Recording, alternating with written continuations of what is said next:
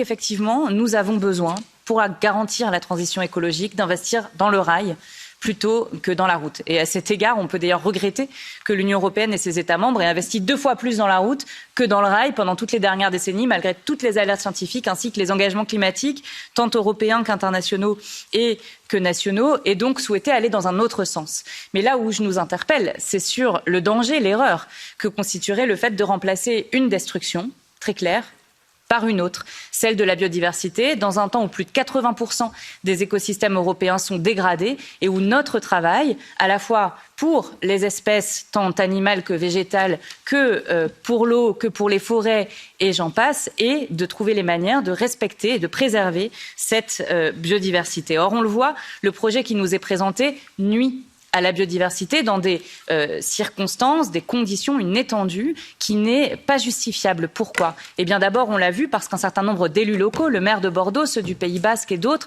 se sont opposés à ce projet quand l'autorité environnementale ou la commission d'enquête ont rendu des avis plus que mitigés sur cette question-là. On a donc un sujet de démocratie environnementale. Le deuxième point, c'est évidemment qu'on ne peut pas avoir un projet financé par de l'argent public européen si tant est qu'il bafoue les législations environnementales, ce qu'il conviendra de vérifier, mais ce qui semble apparemment être le cas. Et puis, la dernière chose, c'est qu'effectivement, une alternative existe.